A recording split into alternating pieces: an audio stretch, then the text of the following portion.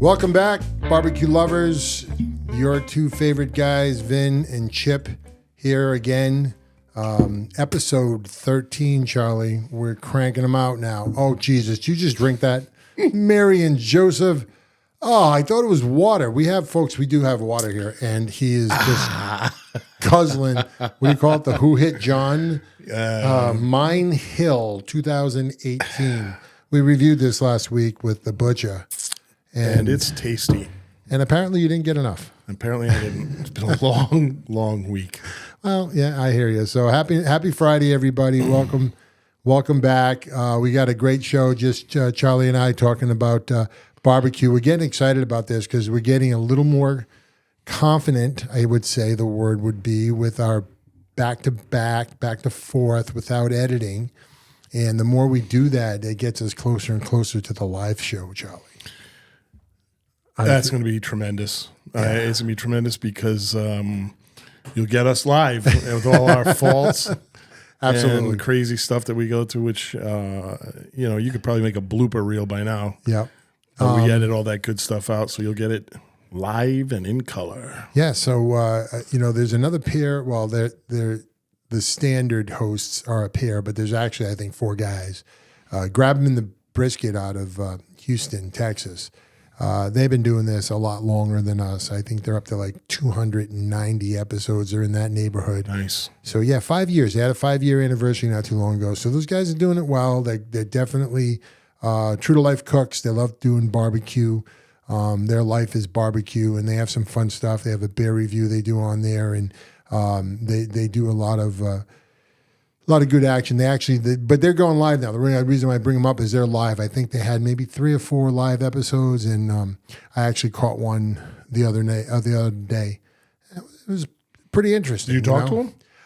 You chat, right? So you go back and forth on the chat. Okay. Yep. Yeah, so I dropped 2 cents in just in support because I think anything like that is fantastic. Absolutely. And difficult. So you just got to roll with it, see what you get, and yeah, it was cool, and I'm thinking about like maybe when our audience steps up for us, like how that'll be, because you want banter, and not banter, you want conversation, you want to know what people are thinking, and you want to be on topic, but some of that stuff can go a little south too. So sure, but that's the beauty of it. Yeah. So here's to you guys grabbing the brisket.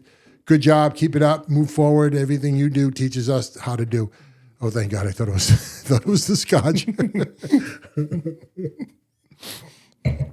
So I moved that just out of good. reach, and that's probably where it should stay. So, let's get started. I don't know if you checked out some of the articles online, but something that I kind of researched and threw up because I thought it was, it's a passion of mine. And it's tough to roll into barbecue, but if you're dedicated, you know how to do it. So it's barbecue and cigars. Great combination. Yeah, because especially this time of year. I'm sorry, when it's autumn and it's cold outside and you're out there and you just get a little bit of that cold air and your nose starts getting that little bit of snot at the end. It reminds you the drips. The drips. It reminds you of football season. And, you're ready to go and you want to, so I don't chew. I used to chew tobacco a little bit back in college days. I don't do any of that anymore, but I definitely will have a cigar. I'll light up a cigar, in between. Everybody probably knows I have a pellet grill, so I'm not, I'm not high maintenance on my smoker's requirements. I'm kind of dialing it in and setting it back, having a couple cocktails, having a cigar for sure. And it's just so friggin' relaxing. Absolutely. Absolutely. I love it. And then you start putting that nice rich meat, that wonderful taste, and then a nice smoke after dinner it's just awesome. So you start pulling parallels like that because for sure you're sitting there and you're saying, hey, the meat's smoking, I'm smoking. What am I smoking? Is this the right cigar? Could it be a better cigar? And then, when you're cooking outside or eating outside, it's hours, right?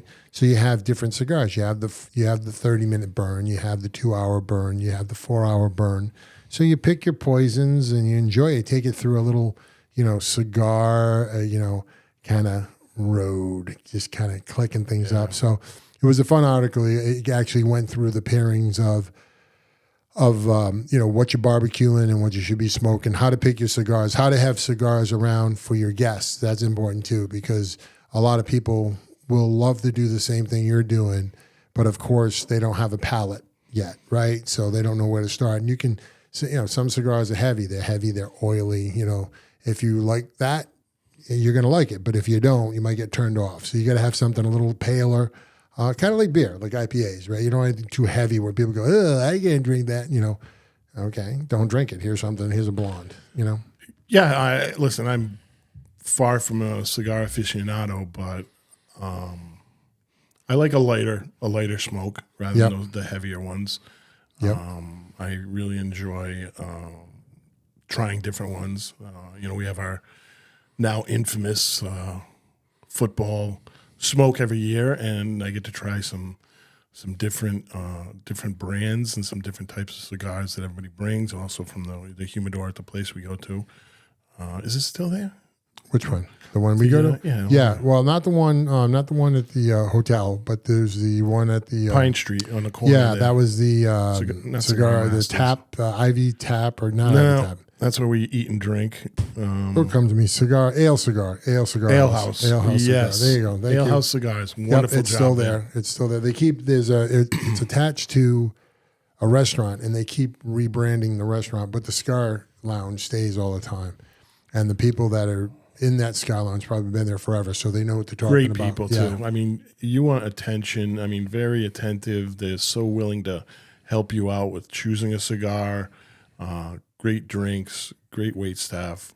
I can't recommend it highly enough. We have a great time every time we go there. And cigars remind me of barbecue a little bit too, because it can be a little intimidating, right? Sometimes you could be paying $10, $15, $25 a stick. Yep. And so it's an investment, and then you go in and you're like, are you buying the right one? And when somebody says, oh yeah, it's a little oily, you might not like this. Like, what the hell does that mean? And is it too thin? Is it too thick? Is it too short? Is it too long? There's a lot that goes into it. But you ask questions and you make mistakes and you take notes and you figure out what you like.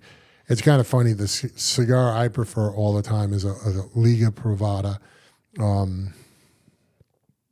the hell's it made by? I'm trying to think of the company. It'll come to me in a minute. It's called. That's not going to come to me either. But anyways, the brand is Liga Privada. It was a Jonathan. Damn it. Now it's a Swisher Cigar. Swisher Cigar bought it out, and they're the manufacturers of it. And it's nice because it's actually it's an aged tobacco. It's usually aged 4 to 6 years on the filler, and then they wrap it with a Canadian binder. So it not Canadian, sorry, Connecticut. Connecticut. Yeah, Connecticut's big. Yep. Connecticut binder is what it's wrapped into, and it's just. It just I really like it, and it's funny because it looks real dark. It looks real black, so you think it's and he's a much heavier smoke than it is. But it's not. Yeah. It's super light, and actually, my favorite part of that cigar is the last 2 inches, right? Because when nice hot, when it's burning your face, that's when I can appreciate it the most. Then when you're drawing on it, and I only smoke like a 6-inch, but the last 2 inches is where I enjoy it the most. So.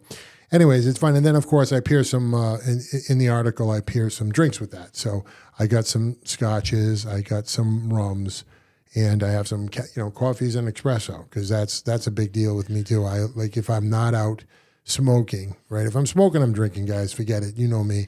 But if I'm not, if I'm at a restaurant and I had a good night and, I get to drive home now, I'll go switch over to the caffeine. And I'll do espresso, cappuccino. So there's another way to smoke. You'll do espresso martinis, my friend. I will, and hopefully I'm not driving that night. Listen, that's how the night ends. Okay, Yeah, when I see the espresso martinis, come on, I know the clock is ticking, and it's going to wrap up. Well, you know what? You brought me to a bar once where they actually had rules. Yep, espresso martini rules. That is at the Club 33 in East Providence. And I thought it was a gimmick. And then, I started reading them, and then I started following them, and I'm like, these are true to life. This is real deal. So those can be fun or not. So, but what you're saying about the the caffeine is that I love at the end of the night having a nice double espresso to finish my smoke up with. Yep. I mean, the pairing is just excellent. Yes, fantastic. Fantastic. There's a whole process to it. So, you get a nice lady. It's my wife, but she comes in and she rubs the lemon on the side of the rim of the glass where you know, it started off by cleansing the glass and espresso bars in Italy, but it actually adds so much to the flavor. I enjoy it. Sure. And yeah, it really, and I'm one of those guys, like people like, oh, caffeine, it keeps me up. I can't have it at night. I'm the complete opposite. If I drink caffeine on my kind of mental process, it just flatlines me. Yep. So I appreciate it. You know, it's good stuff. So yeah, good conversation with, you know, listen, red meat, barbecue. I mean, cigars just go with that hand in hand. It's just a great pairing. And if you've never tried it, you know, go online. You can find anything online. Go online and get a little quick lesson on cigars and the different types and try one out. Try one out when you're doing your cook. Yep. And just like barbecue, you know, talk to the guy behind the counter. Yep. You know, he's not going to steer you wrong because he's going to want you back. And pick something and taste it and know, you know, save the, I tell everybody even easier than barbecue, right? Wine and cigars, you can save the labels, right? Sure. So I save the label and I just throw it in a little book and I put a date. So if I don't like it, I'm not buying this ever. And then vice versa. If I love it, I'm like, that becomes what I want to do. So anyways, check that article out. You'd like it. It's on Rhode Island Barbecue News, and you know, it's there for your enjoyment. Let me know what you think. You can put comments right on that. The only reason why I want to read your comments is I want to know how accurate we're being in our articles and how entertaining, if it really makes a difference to our our followers, our readers, if you will, or if we should be doing something different. So please check it out. Let us know.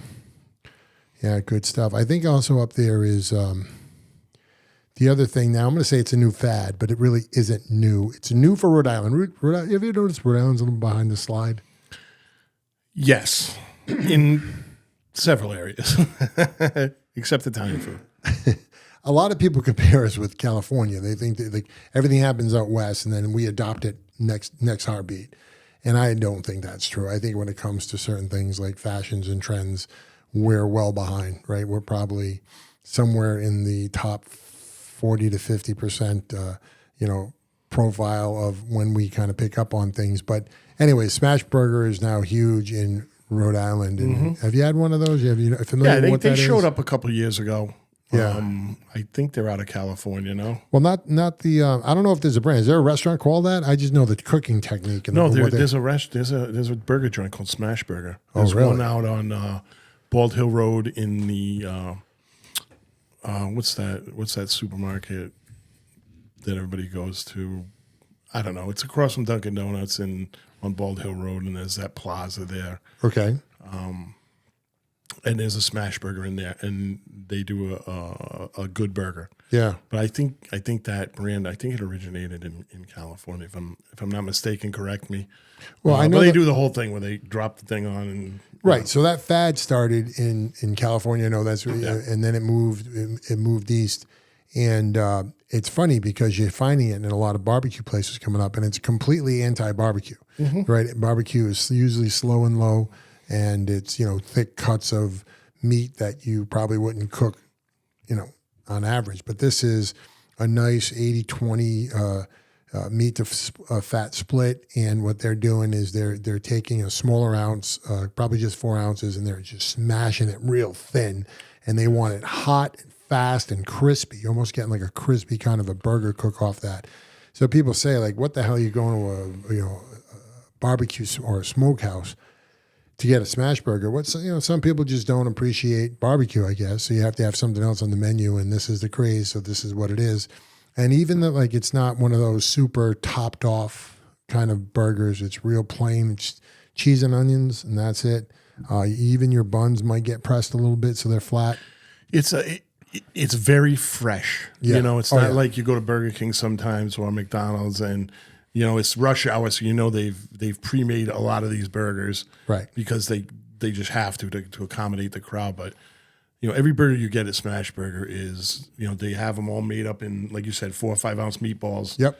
And whatever you order, they just throw it right on the grill and they slam it down, and it's hot and fresh when it comes out, which is really good. I like the ones when they put jalapeno Very tasty. I'm a jalapeno guy. They have great fries there too. So fries. What kind of fries? Just regular French potato fries. French fries. Oh, the French again. We're back on the French. No, I'm just saying because everybody has a little play on it. Like Five Guys, for example, does peanut oil. Peanut oil, yeah. Right, These are not. I don't think they're peanut oil, but they're excellent. But they're excellent. Yeah. Okay, I have to try it. The other craze was, but it's actually got to be dead now. Is that sweet potato fry thing? You don't find that too much. I mean, you find it at Greg's or Chili's or places like that. You'll find those things, but yeah, it's not as prevalent as it used to be. Because people used to look at sweet potato fries like it was a healthier option. Sweet potatoes are good for you. Yeah, Once you whack them out with oil and a pound and a half of salt and everything, it kind of, if you're getting a baked sweet potato, that's excellent for you. Yeah. But once you fry it up like that and put a ton of salt on it, not so good. I think my favorite is still either the waffle fry or the curly fry.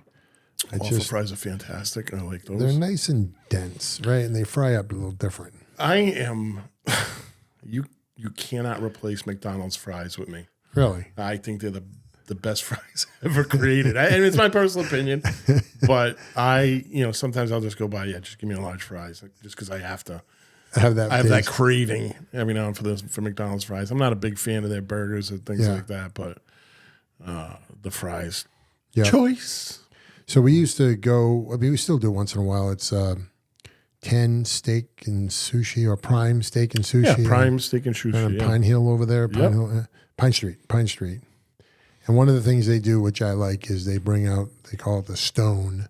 So they bring out a nice, very, very manicured fillet, trimmed beautifully, and they slice it up for you, and they put it in a little side plate, and they bring you out this piece of stone that's like 500 degrees.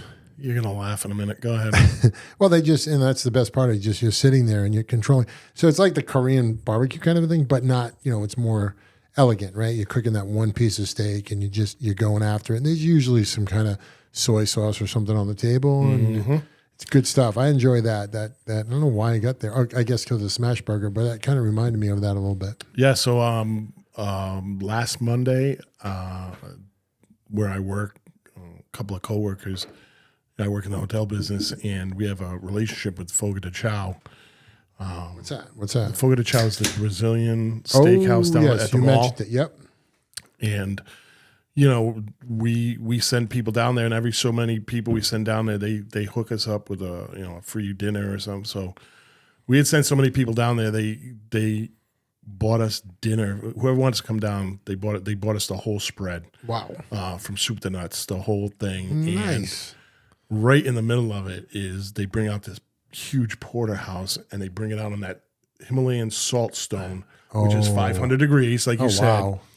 And the meat is very rare, but they put it right on that, and it just cooks even more. Right. So if you want your steak rare, you start eating it right away. If you want it a little more well done, you just leave it on that stone. Right. Just a fantastic experience down there. The meat. And if you have never been to like a Brazilian steakhouse like that, what they do is it's all you can eat. Okay.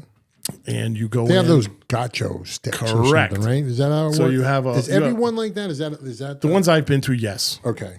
I've been to this one, and there's one down in not Seacock, but further down Swansea.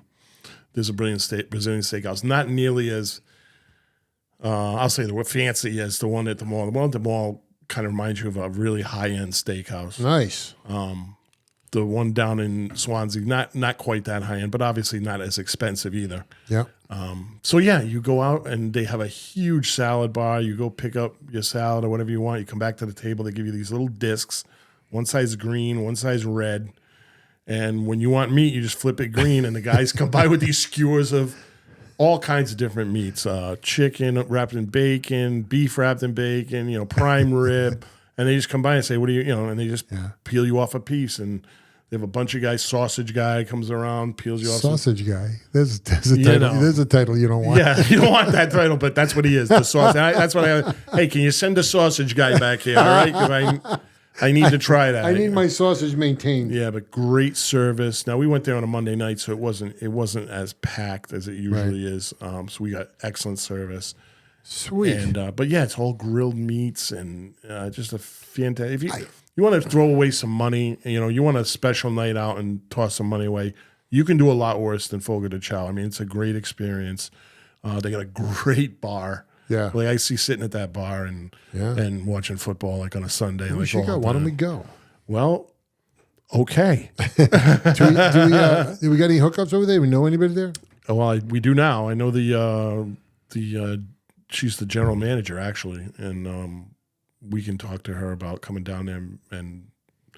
No, I'm thinking more the other way. Like we had Andy on here. Like if we got somebody who wants to speak, talk get her up on. and come this way. She is an awesome lady, and I'm 99% sure she would probably do it if she could fit into her schedule because she says she works 7 days a week. Is it a newer restaurant? It's maybe a year, 2 years old so it's now. a newer restaurant.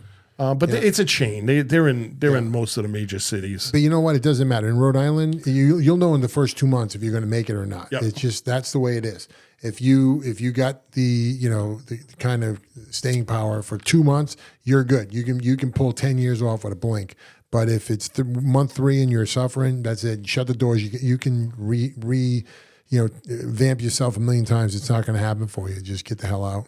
And it's an experience, you know what I'm saying? So there was a few tables of couples in there, but most of the tables when we were there, 8 people. Yeah. It was a big thing, 8 people, 10 people, 6 people, Yeah. It was a big event. You take somebody there for their birthday or something like that. You go back to that communal eating. That's what it is. Yes. And that's what dawned on me when I was there. I said, this is like quintessential barbecue stuff. Like everybody getting together and they put that big steak in the middle, and everybody picks off it, and it's just a good experience. I had a great time there. Sue's culture, I'm still amazed by it because that's what it is. They obviously different. They have these little small tables they put on the floor, and they sit around on the floor, which you and I would never get back up. Doesn't sit well with me, but still. Or you go to a Chinese restaurant, if you will, and they have that big glass Lazy Susan in the middle, right? Mm-hmm. So you bring out the plates, and nobody orders anything. It's just you order for the table, and the things go by, and you pick what you want, you eat what you want, and it's fantastic. In my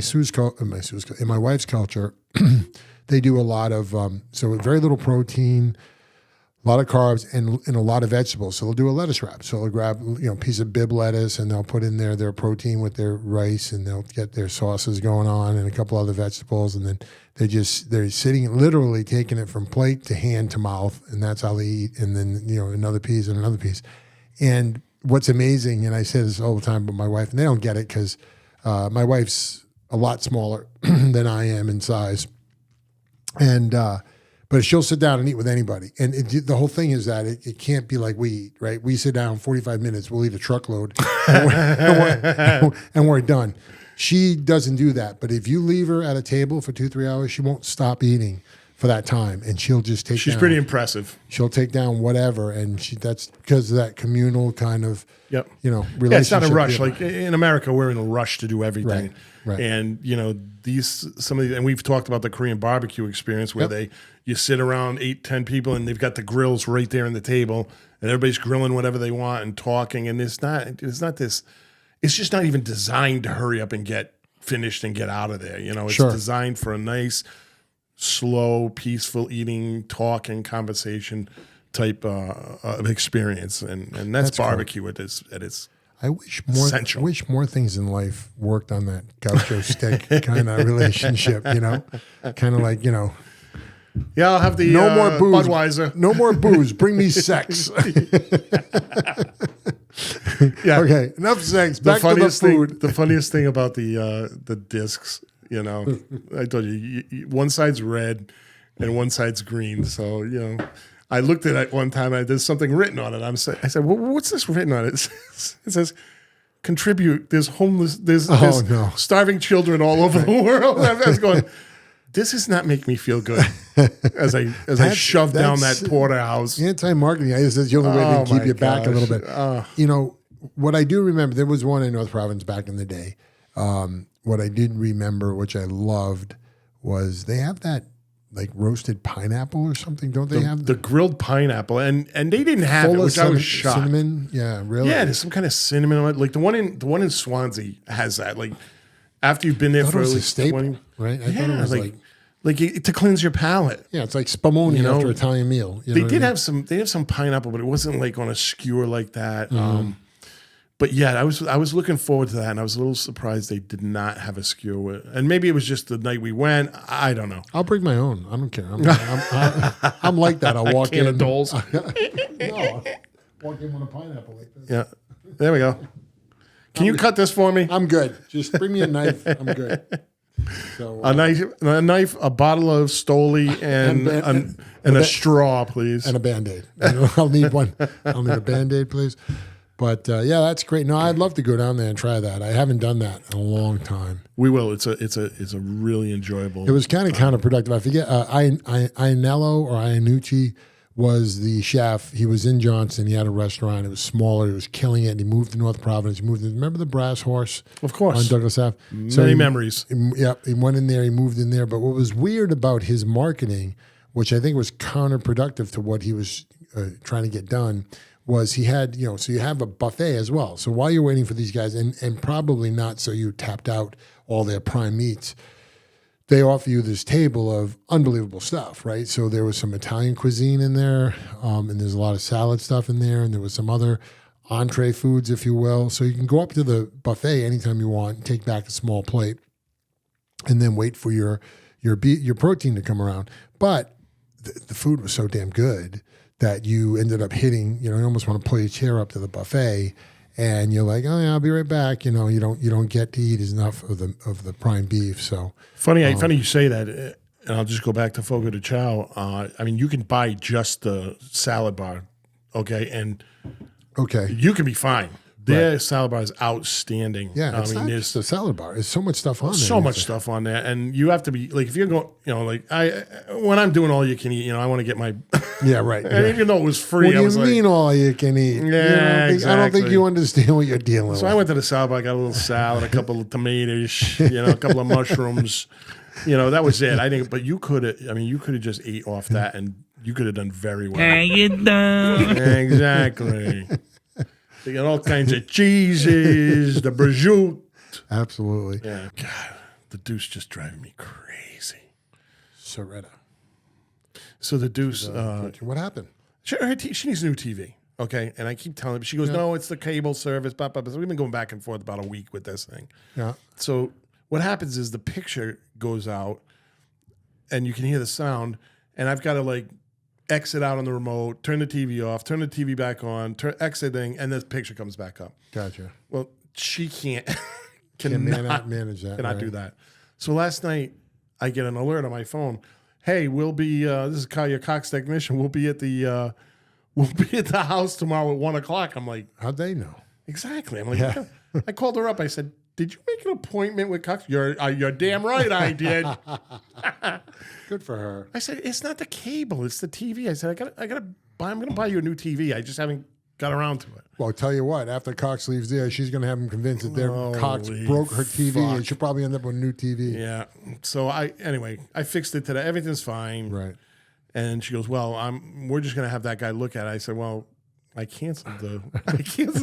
Oh, she went through the roof. Why did you do that? God damn it. Oh, right my there. God. Yeah. She gave me shit. Oh, my goodness. Love her.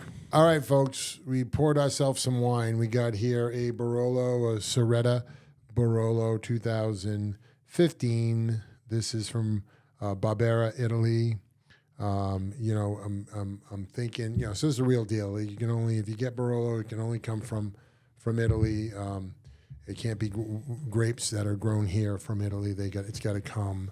What do they call it? DOCG. Whatever, just something for the longshoremen, I guess. And by the way, congratulations on your victory, and thank you for opening our ports and get me my shit. All right, so here we go. Barolo Soretta 2015. Good luck, Charlie. Well, drink some wine here. Episode 13 we are? 13, the infamous. Salud. Yeah, smooth. It's not, honestly, it's not as full body. I mean, that's not as flavorful. I'm not getting a lot of flavor content from the first sips, but I'm not getting anything negative either. I'm not getting any kickback. So I think I would Very mild. Yeah, I would probably rate it lower just because it's a little vacant.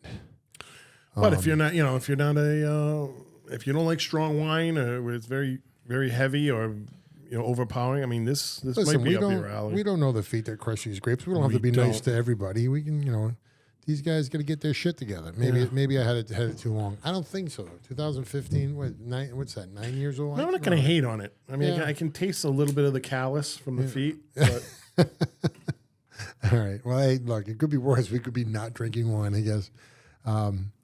So it's funny. I noticed your hat, and where'd you get that hat? This is my godson plays football at Pace University in New York, and I'm so proud of him. And I stole this from his brother. Nice. Who's a police officer, so that might not go too well, but I stole it from him. Nice. And I'm so proud to support Pace football, and I just want to pimp it. And you got a big event coming up there tomorrow, right? Well, yeah, we're heading up there. You're right. We're going up tomorrow, and because of the hangover from high school football, we kind of like the top couple families that spotlight the tailgate. So it's a lot about the tailgate. We've got the grill on the truck now. We're packing up the truck. We're doing Philly cheesesteaks, and we're doing burgers for the boys. And a little different from high school. You got 105 of those boys. Sure. And as opposed to 30. Yeah, exactly. So, but we love doing it, and we'll get up there and we'll do that first, and then when it's exciting. So Luke's brother is coming up to see the school and see what he's going through. He's not going to play again, of course, being a redshirt freshman, but just to see and experience what he experiences so far and be supportive. And in that, we're going to go to Benjamin's Steakhouse. Nice. Yeah, I like Benjamin's. They do that kind of that deconstructed porterhouse steak with the 500-degree plate you were talking about. And they have the really nice. They're the first people I experienced that had that thick slab bacon. They serve it as an appetizer, but I order them as a side to my steaks. Yeah, it's just give me the 32-ounce porterhouse and a pound of that bacon. Exactly. Jesus, you've been drinking beet juice for a week trying to get your arteries back up. So we're looking forward to that, and it should be fun. It's supposed to be great weather. The leaves are all turning, so it'll be the family kind of the thing. But it's funny that we talk about the hat. So Sonny's a big hat guy ever since he was 8 years old. I knew I got a hat collection that choke a horse. But anyways, he goes, Luke, get me, because Luke was taking the pop-up shop orders, right? So he said, get me a T-shirt, get me a hat. And the T-shirt's okay. It's just a dry fit T-shirt with like maybe half of a football says Pace, right? And then the hat's like a dad's truck driver hat, right? There's nothing form fitting or anything. So somebody's like, oh, gee, that's why he said, he goes, oh, is that a Pace hat? He's like, yeah, you want it? I mean, he gave it to me so fast. Right, like it was toxic. But that's cute. So I got to see if he'll actually wear it tomorrow, which I'm sure he won't. But I don't know. It doesn't matter. But thanks for pimping that and bringing that up. And he's not really my godson. I just say that because they're all our godson. I want to say that. Okay, and I love this kid, and I predict big things for this boy. Okay, and that's how it works in this family. He's got his head on straight, man. We'll see. Well, you know, you'll see. As opposed to not having his head. Yeah, he's supposed to be a nut. He's solid as a quarterback, and I think he's gonna pay off down there. Yeah, I think that was a question that was presented with me today. Is like, so you think he likes it? You think he'll stick with it? And I said, you know what? It doesn't matter if he likes it or not, because he doesn't do things out of the situation of he enjoys it. He does it out of he's intrigued by it, right? So he can't figure this one out. He's been the kind of athlete his whole life where he got out there, he could perform, and he knew he could do something a little different, a little better than the other guy and get on the playing field. Sure. He was a star. I mean, even if he wasn't the star of the whole team, he was a valued piece of every, he was integral. Yep. But this is the first time that he has to really find his niche. Niche. And he's having a hard time with it. Not hard time like he can't do it. Hard time like it's because he's a freshman scumbag. Hasn't downloaded it yet. He's a freshman piece of meat. So he'll figure it out. He'll figure it out. Yeah, what I like about him is I think he looks at it as a challenge, and like he will find a way to get through this and make himself valuable. He can identify things so well. So besides sports, right? I always ask him, so how you doing? How you fitting in? How you like the school? How you like the kids? And right away he says, I like it. It's fun, but it's weird. And I'm like, what's weird about it? Like the people, these are not your peeps. He's like, no, it's like I know people, I have friends, but they don't know me. They're not my friends. My friends are back home. And, it's just, I know they want to be my friend. I know they want to find out things about me, and I want to find out things about them. But, it's 100 new kids on the football team, and it's 3,000 new kids on the campus, and it's just a process. The only thing that kind of really consoles him in the process is he knows every other freshman is going through that. So It's like, dude, you can go home and not do this, but then guess what? You're sitting at home all by yourself because everybody else is doing this. Well, you get to college. I mean, you might. It's almost like life. You might be lucky if you get 6 people, 7, 8 people that really are your circle. Right. Especially like you said, the 3,000 people in a camp. I mean, you're just not going to know. And most of the people are going to be football people because that's the environment you're in. That overwhelms your time and your environment. Now, when we played, the way we brought everybody together, freshmen is we had the freshman beer party. Right. Hazing. I think they called it hazing back then. I don't want to use that word, but, we had a big kegger. Yeah. Every freshman class and came in, and it was a rite of passage. And once you went through that, you were a made man. If you're getting your ass kicked outside the bar, we step in and help you. So that's interesting because it was Sonny's girlfriend that pointed that out, saying, wasn't he a freshman during the pandemic? And I said, yeah, he was. Why?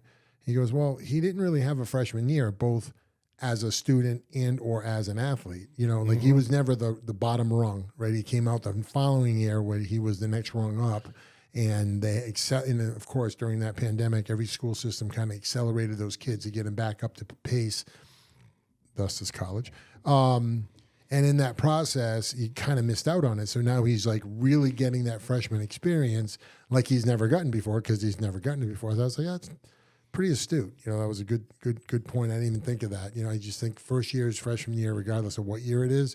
But not really. If it's your second year, it's your second year, especially when the school system's trying to accelerate everything you need to be to get back up to par. Yep. You kind of just skip by that freshman process, and now he's getting it, and it's different. And like I said, it's not like if he was depressed from it, if he had PTSD from it, it was just miserable most of the time. It'd be one thing, but he's not. He's enjoying it, and he's having some different atmospheres. It's kind of cute. I don't even know if I should tell this on the air, but I'm gonna. So him and his roommate are starting to do all those, those juvenile jokes that you would do to kind of kin up to someone in the process.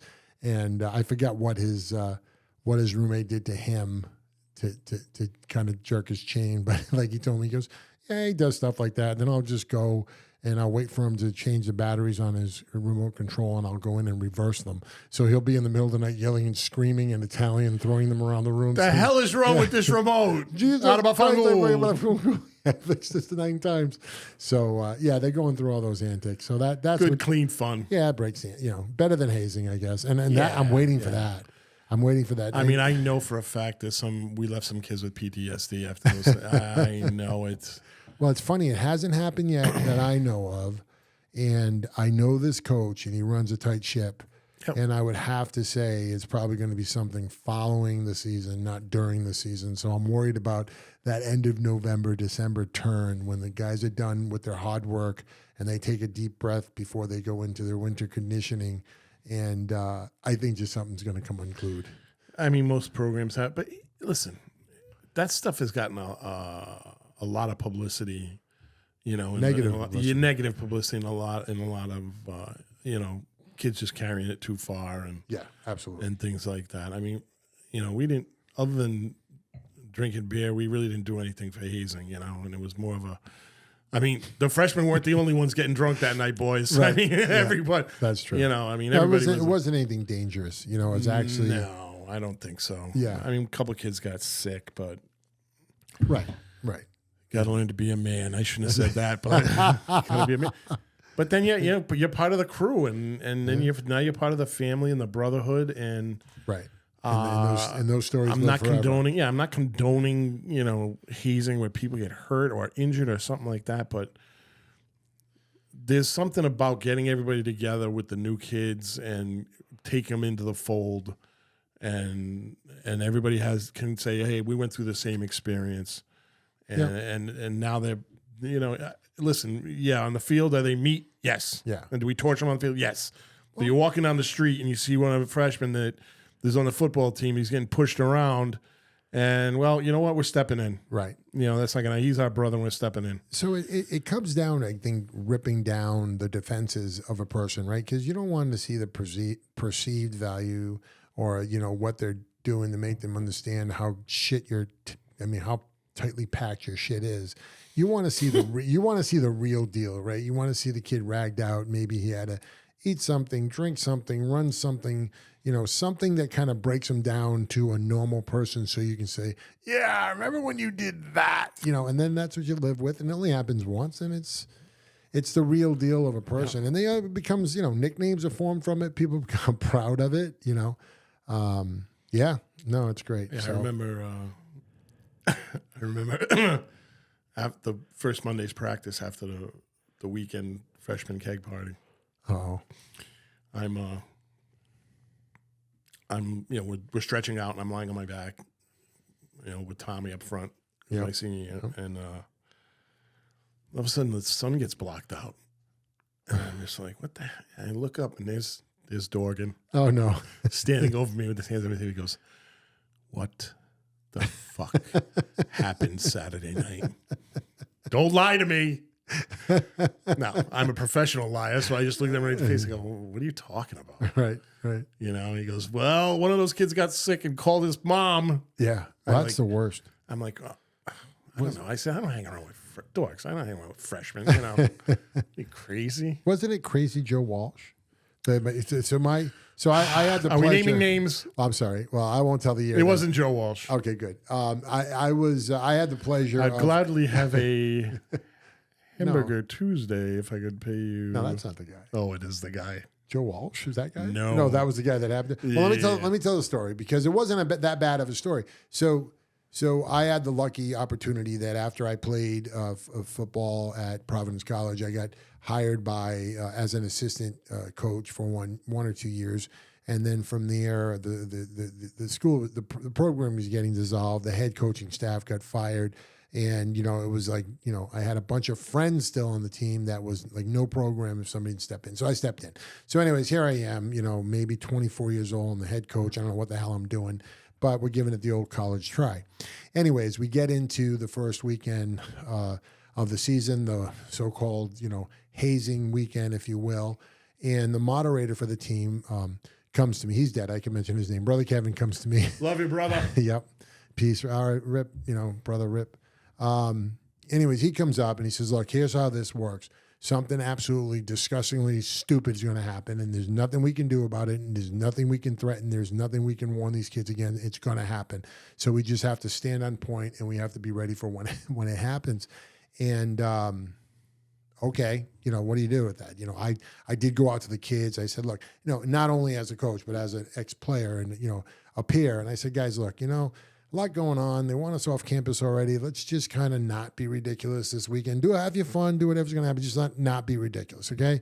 So I thought I did everything I could do in the process. The night goes by, and sure enough, one young man, and when I say young, I mean young, he wasn't 18 yet, got intoxicated and into a brawl we have this food truck, Haven Brothers in Providence, and he got arrested. But that wasn't the worst of it. The worst of it was when you're not 18 and you get arrested, you can't get processed as an adult. You have to get processed as an individual, and the mandatory action is they got to call the president of the school. So, of course, Brother Kevin, my boss at the time, gets a call from his boss, who's the president of the school, saying, yeah, one of your football players is down in lockup and somebody needs to go get him out, and someone needs to now call the family and needs to talk to the team and yada, yada, yada. So that's what happened, and I thought it was pretty sure Vodka Joe Walsh, that was that guy. Wasn't it Russell the Love Muscle? I don't know. I think it was Vodka I know Joe. he got his teeth knocked out at the food truck by a couple of hockey players. Maybe I'm wrong in saying Russ. that. Yeah, cheers, Russ. Love you. I don't know how you've been. I haven't heard from you forever. Pick up a phone, goddammit. Anyways, yeah, that's what some of the things that happen in that process. And I haven't seen it happen at Pace, and I don't know why. I don't know what the environment's like. I don't know what the kids are doing. And I'll never know from my Because kid. Pace is not a pirate ship like our football program was. Yeah, that's true. You know, Yeah, they both have its value, you know. that NE10 conference. They got to keep some lockdowns on that. And other than that, though, he's loving the school. He loves the coaching staff. He loves how he's being challenged in class a little boring because. And it's funny. Luckily, he had some of this experience. So I said, "How's class going?" He's like, "Dad, I was in a 3-hour lecture." Now, his high school did not run like that, right? It was a lot more self processing, 45-minute classes, in, out, done. But he did have COVID, right? So COVID was, they had those 6 classes a day while you sat on your couch for 7 hours. So that was boring as shit, and he would fall asleep and wake up late and stuff like that. So he has had that longer runs, but at the same time, he's not used to it. But he's getting used to it, and that's good. I got it. We're gonna have to talk. You know that, because it seems at Pace, it seems like very, very common. Well, I think a lot of colleges now, everybody has like 2 majors, right? So I literally met a mom who she says, "Oh, he's graduating this year." I said, "Oh, he's a senior? Is he a redshirt senior?" He goes, "No, he's not. He's a junior. He's a legitimate 3rd-year student. He has 2 years of eligibility because 1 year was COVID and 1 year he hasn't finished yet. But he took a double major, so he's not graduating with 2 majors. He's basically graduating with his undergraduate and his master's degree at the same time, 3 years out. So I'm not. Well, you got to. I mean, he's got to be taking summer school and all that to eat up that many class credits. What? You would think so, but I think the way things are structured, especially if you're an athlete at some of these schools, they give you the free time that if you excel at what you do and you push yourself, you can get it done. Because I met, when you do all that kind of recruiting process, you get to meet some of the students and they have the coaches walk out and ask any questions. And I mean, kids, and they got double majors and a job and football. And I'm like, Jesus, back in the day when we played, if you played a varsity sport, you basically got to cash out on everything else. Sure. You almost didn't have to do work, like schoolwork. Yep. And these kids are doing ridiculous stuff. Now, the job was the audiovisual for the team. So that was nice, right? But he still was getting paid and he was making money from football and he was all hooked up. And I don't want Luke to have to rush through college. I want him to take every minute. But at the same time, I'm like, dude, why be in a situation where you get out of school and go back to school when you can get out of school and be done with school? And now you can look at, in the end, it's just certifications that you're going to get, especially as an accounting person. Yes. You're going to certifications and contacts you're going to find. And if you get, by the way, if you say I'm a varsity football player and in 4 years I got my understudies and masters done and I'm ready to work for your place, and you got some good grades along the way, which I think is all. And I'm sure they've got networking with the school, oh, yeah. So he could do an apprenticeship, Yep. junior year or something like that. And Yep. yeah, they really do help you with that. No, absolutely. they do. If you want to take advantage of it. Yeah, absolutely. So that's like right now it's just all the nice stuff. Right? Get involved with the coaches, learn the program, learn where you eat and shit and all that stuff. And then, second semester or next year, I got to have what are we doing? Take your time, but let's have a focus 4 years down the road. You know what I mean? And if it's not obtainable and we decide to throw a year in or a different, wiggle waggle here or there, that's fine. But let's talk about that now. Let's not talk about it when it surprises us 3 years from now. So we'll see. We'll get through that. But like you can have those conversations with them. Sure, it's exciting. An exciting time. Great time to be. All right, we got off barbecue. I don't know how the hell we got off barbecue. Sorry about that. But yes, Pace this weekend, tailgate. Gonna try to get some cooking on the grill on video, get it up for you guys. And what are we cooking tonight? I know you're doing a cook tonight. We just got some steak. Nice. I love some. It's good weather outside. I got some New York strip. We're doing it Texas. We bought the whole strip, $200. I don't know how many pounds it was. $202. And it sounds It's gonna be like 15 pounds, right? No. there was at least, I'm going to count quick. There was at least 10 or 12 steaks. So it could have been 15 pounds. But like if you put that in reality, okay, so wow, $200, that's okay. You spend some money. But if you went out to dinner at a restaurant, 2 steaks are $200. That's what I'm saying. You're paying $42 a steak. Right. Yeah. And I'm going to feed 5 or 6 people, Yep. and I'm going to have a bunch in the fridge. So there you go. But yeah, so we're going to do some steaks on the grill. And yeah, I hope you guys could have some. Come on over. I'll save you some. Let me know. There would be nothing left. Yeah, we can kill a cow. Oh yeah, we're gonna whack that now. Meat drunk. So there you go. So that's pretty much all we have. I know we got off on a bunch of tangents this episode, but it was all good stuff to talk about, and we don't want to be boxed in by any means. What we talk about, we like to be entertaining, and hopefully you guys enjoyed some of the stuff we talked about. Just a little different twist this episode.